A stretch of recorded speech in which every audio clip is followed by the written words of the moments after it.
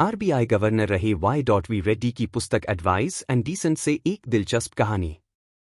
$405 million में 47 ton सोना गिरवी रखना पड़ा।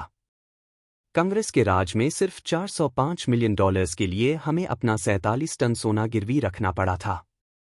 यह भारत के लिए बड़े ही शर्म की बात थी, लेकिन कांग्रेस के सत्ता ने हमें कहीं का नहीं छोड़ा था। यह थी भारत देश की आर्थिक स्थिति। 90 के शुरुआती दशक में भारतीय अर्थव्यवस्था को वो दिन भी देखना पड़ा जब भारत जैसे देश को भी अपना सोना विश्व बैंक में गिरवी रखना पड़ा था। राजीव गांधी के शासनकाल में देश की तिजोरी खाली हो चुकी थी और तभी प्रधानमंत्री राजीव गांधी की हत्या एलटीटीई के आतंकियों ने कर दी थी। चंद्रशेखर तब नए प्रधानमंत्री बने थे।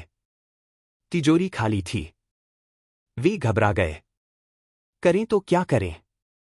रेड्डी लिखते हैं कि पूरे देश में एक तरह का निराशा भरा माहौल था। राजीव शासनकाल ने कोई रोजगार नहीं दिया था, नया उद्योग धंधा नहीं। एक बिजनेस डालने जाओ तो 50 जगह से नो ऑब्जेक्शन सर्टिफिकेट लेकर आना पड़ता था। कांग्रेस द्वारा स्थापित लाइसेंस परमिट के उस दौर में चारों तरफ बेरोजगारी और हताशा का अलार्म था। दूसरी तरफ देश में मंडल और कमंडल की लड़ाई छेड़ी हुई थी। 80 से 90 के दशक तक देश में कांग्रेस ने इकोनॉमी को खत्म कर दिया था। उसी दौरान बोफोर्स तोपों में दलाली का मामला सामने आया। किताब में रेड्डी लिखते हैं कि गांधी परिवार की अथाह लूट ने देश की अर्थव्यवस्था को रसातल में पहुंचा दिया। रेड्डी अपनी किताब में लिखते हैं कि उन दिनों भारत का विदेशी मुद्रा भंडार इतना कम हो गया था कि रिजर्व बैंक ऑफ इंडिया ने अपना सोना विश्व बैंकों में गिरवी रखने का फैसला किया।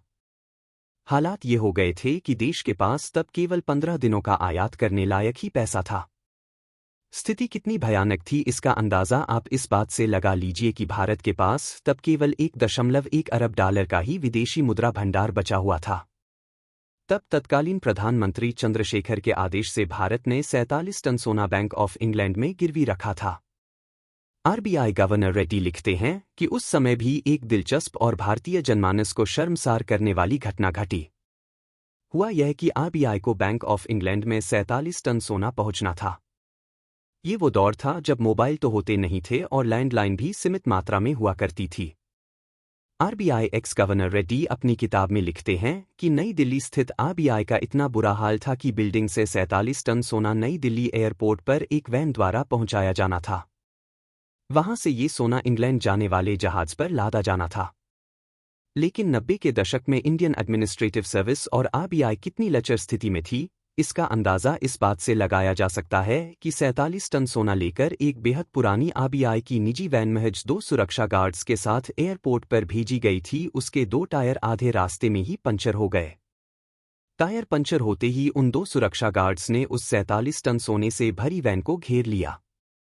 खैर बड़ी मशक्कत के बाद ये 47 टन सोना इंग्लैंड पहुंचा और ब्रिटेन ने भारत को $405 मिलियन कर्ज दिए। इस घटना का वर्णन तब के आरबीआई गवर्नर रहे वाई. रेड्डी ने अपनी पुस्तक एडवाइस एंड डिसेंट में किया है। भारतीय अर्थव्यवस्था से जुड़ी इस पुरानी मन को दुखी करने वाली घटना का उदाहरण मैंने इसलिए दिया ताकि लोगों को पता चले कि कांग्रेस के जो बेशर्म नेता मोदी के ऊपर देश की अर्थव्यवस्था चौपट करने का इल्जाम लगाते हैं, उस महान गांधी परिवार की अय्याशी की वजह से ही देश को अपना सोना महज $405 मिलियन का कर्ज पाने के लिए गिरवी रखना पड़ा था। किसी देश के लिए इससे ज्यादा अपमान और शर्म की बात क्या हो सकती है? मुझे बेहद हंसी, हैरानी और गुस्सा आता है जब देश को महज $405 मिलियन के लिए गिरवी रखने वाले लोग कहते हैं कि मोदी ने भारत की अर्थव्यवस्था को बर्बाद कर दिया।